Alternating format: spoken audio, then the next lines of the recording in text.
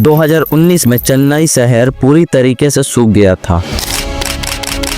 लोग एक बाल्टी पानी के लिए घंटों लाइन में खड़े थे और वही संकट धीरे धीरे पूरे भारत को अपने चपेट में ले रही है। नीति आयोग की रिपोर्ट कहती है कि 2025 तक भारत के 21 बड़े शहरों के ग्राउंड वाटर पूरी तरीके से खत्म हो सकता है, जिसमें दिल्ली, गुजरात, हरियाणा और भी काफी सारे बड़े शहर हैं। जहां पर चेन्नई के लोग सुबह 4 बजे से लाइन में लगे रहे केवल एक बाल्टी पानी के लिए। असली दिक्कत ये नहीं है कि सुबह 4 बजे उठकर लाइन में लगना है। दिक्कत तो तब होती है जब आप लाइन में लगने जाते हो और आप देखते हो कि आपसे भी पहले कोई लाइन में लगा हुआ है। बहुत सारे लोग। वानी जो चेन्नई में रहती है, उसका घर का नल 1 महीने से सूखा पड़ा था। अब उसका पूरा सुबह का समय पानी ढूंढने, फिर उससे नहाने, कपड़े धोने के लिए संभाल कर इस्तेमाल करने में चला जाता था। पहले वो अपना ब्यूटी पार्लर सुबह 10 बजे खोलती थी, लेकिन अगर अब वो दोपहर तक भी पहुंच जाए तो वो खुद को किस्मत वाली समझती थी। ये सब इतना आसान नहीं है। सुबह उठो, पानी भरकर काम पर जाओ। कभी कभी ये सब में हिंसा भी हो जाती थी। पिछले महीने में एक महिला को चाकू मार दिया गया था जब पानी को लेकर हिंसा हो गया था। भारत अपनी जरूरतों का लगभग 90% पानी भूमिगत स्रोत यानी कि ग्राउंड वाटर से पूरा करता है, यानी पीने का पानी, खेतों में सिंचाई और यहाँ तक कि इंडस्ट्री में भी सब कुछ ग्राउंड वाटर पर ही निर्भर है। लेकिन असली संकट यह है कि ये ग्राउंड वाटर अब तेजी से खत्म हो रहा है।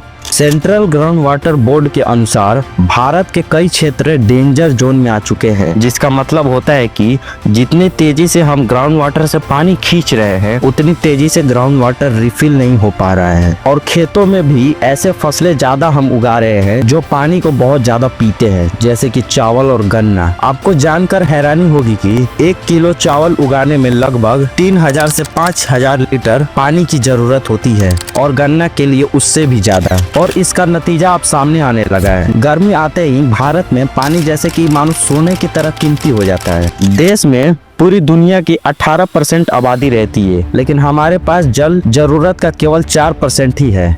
और बारिश का पैटर्न भी बदल रहा है, जिसकी वजह से कुछ इलाकों में तो सूखा तो कुछ में बाढ़ देखने को हमें मिल रहा है, जिसकी वजह से इसका असर पीने के पानी और खेतों दोनों पर पड़ता है। अब रही बात, गाँव में तो पीने का पानी मिल जाता है ग्राउंड वाटर से, पर ऐसा शहर में क्यों नहीं हो पा रहा है? इसका एक रीजन यह भी है कि वहाँ की पॉपुलेशन और जितनी तेजी से हम पानी निकाल रहे हैं। गाँव में तो बारिश होती है और वो मिट्टी के द्वारा ग्राउंड में पहुंच जाती है, पर शहर में ऐसा नहीं होता है। वहाँ पर चारों तरफ केवल पत्थर की जमीन है, जिसके वजह से पानी मिट्टी तक नहीं पहुंच पाती है। वर्ल्ड बैंक की रिपोर्ट कहती है कि भारत में पानी की कमी अब सिर्फ एक भविष्य की चेतावनी नहीं रही, ये आज की सच्चाई है। और हमारी बढ़ती जनसंख्या 2024 में सालाना ground water recharge 446.9 billion cube metre था, जबकि 2023 में 449 बिलियन क्यूब मीटर था। मतलब 2024 में घटा था। बढ़ना चाहिए लेकिन घट गया था। अब आगे बढ़ने से पहले क्यूब मीटर क्या होता है ये समझ लेते हैं। तो 1 क्यूब मीटर बराबर 1 मीटर लंबाई, 1 मीटर चौड़ाई और 1 मीटर ऊंचाई, यानी कि 1 metre into 1 metre into 1 metre का एक बॉक्स लेंगे और उसमें जितना पानी भरेगा वही होता है 1 क्यूब मीटर पानी। अब बिलियन क्यूब मीटर क्या होता है? 1 बिलियन क्यूब मीटर बराबर 100 करोड़ क्यूब मीटर, मतलब कि 100 करोड़ बॉक्स 1-1 मीटर वाले। जब हम कहते हैं कि 2024 में 446 बिलियन क्यूब मीटर पानी रिचार्ज हुआ, तो इसका मतलब है 446 इंटू 100 करोड़ क्यूब मीटर पानी दोबारा भरा गया। क्यूब मीटर पानी मापने का एक तरीका होता है। जैसे कि हम लीटर में मापते हैं ना, वैसे ही बहुत बड़े एरिया के, बहुत बड़े क्षेत्र के पानी अगर मापना होता है तो हम उसे क्यूब मीटर में इस्तेमाल करते हैं। तो 1 क्यूब मीटर में 1000 लीटर होता है। तो वहीं पर 1 बिलियन क्यूब मीटर में 1 बिलियन इंटू 1000 जितना होगा 1 ट्रिलियन लीटर, यानी कि 1 अरब लीटर पानी। भाई साहब, इतना मैथ मैंने अपने स्कूल में नहीं पढ़ा।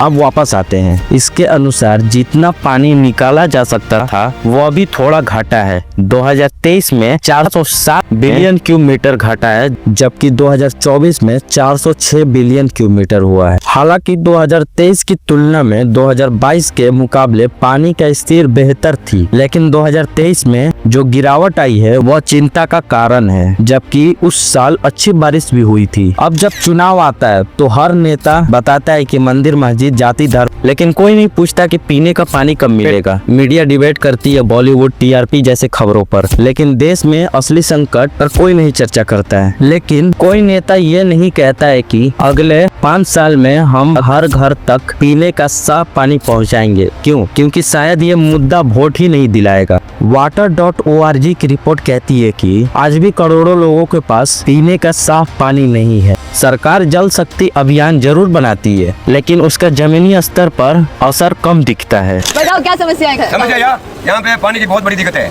क्या दिक्कत है? हाँ? पानी पीने का नहीं है यहाँ पे। कहाँ से आता है पानी? हाँ? कहाँ क्या पीते हैं? खारा पानी पीते हैं गाँव की ट्यूबवेल का। खारा पानी पीते हाँ, खारा पानी फ्लोराइड है तुम फुल। क्या होता है फ्लोराइड से? हाँ? क्या होता है फ्लोराइड? स्वास्थ्य बिगड़ता है, हाँ। घुटने दर्द करता है, कमजोर रहते हैं बच्चे, युवा सब देख लो।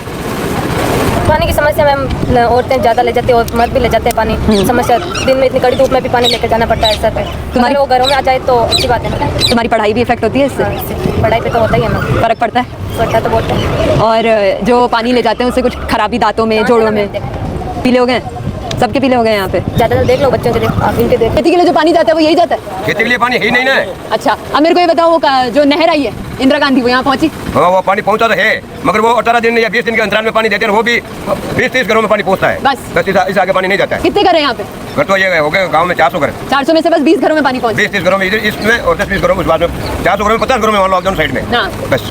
अगर पीने का पानी ही नहीं होगा तो चुनाव का मुद्दा क्या बचेगा? कुछ काम करने से पहले नेता दूसरे को ब्लेम करने लगते हैं। दिल्ली स्टेट गवर्नमेंट यह कहती है कि उन्हें फंड नहीं मिल पा रहा है और वो काम आगे नहीं बढ़ पा रहा है। अगर दिल्ली के लोगों के पास 100 लीटर पानी भेजा जाता है तो उनके पास केवल 48 लीटर पानी पहुंच पाता है। बाकी के 50 से ज्यादा कहाँ गए? टैंकर माफिया के द्वारा चोरी कर दिए जाते हैं। अब ऐसा नहीं है कि वहाँ के लोगों को नहीं पता है कि वहाँ पर चोरी होती है, सबको पता है, पर एक्शन कोई नहीं लेता। अब ऐसा नहीं है कि वहाँ के लोग दूध के धूले हैं। जहाँ पर कम पानी यूज करना होता है वहाँ पर वो ज्यादा यूज करते हैं। जैसे कि शहर में हर व्यक्ति को रोजाना 135 लीटर पानी मिलनी चाहिए और गाँव में लगभग 55 लीटर पानी रोज मिलनी चाहिए। ये सीमा जल जीवन मिशन के तहत बनाई गई, लेकिन दिल्ली के लोग 170 लीटर पानी हर दिन यूज करते हैं। वाओ। WEF की रिपोर्ट के अनुसार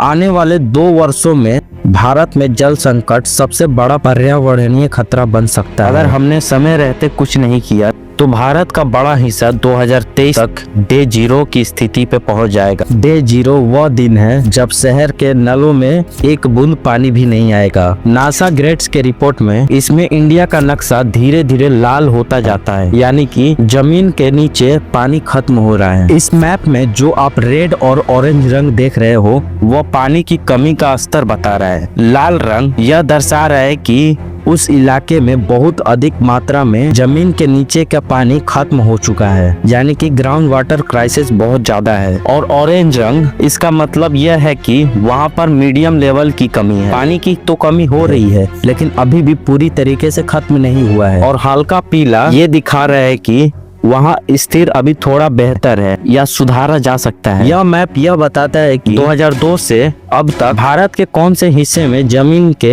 नीचे का पानी सबसे तेजी से घटा है। आज हम सोशल मीडिया पर दिन भर हर नया ट्रेंड चलाते हैं, कभी फूड ट्रेंड तो कभी चैलेंज, लेकिन क्या हम कभी पानी बचाने के लिए ट्रेंड चलाते हैं? अगर हमने अभी से पानी नहीं बचाया तो आने वाले समय में हम लोगों को पीने के पानी के लाले लगने वाले हैं। 2019 में चेन्नई सूख गया था। 2030 में कई शहर डे 0 के कगार पर होंगे, लेकिन अब भी हम खामोश हैं। हमने नदियों को गंदा किया, पानी को भी बेफुजूल बहाया। अब आने वाले कुछ सालों में पानी बचाने की नहीं, पाने की लड़ाई होगी।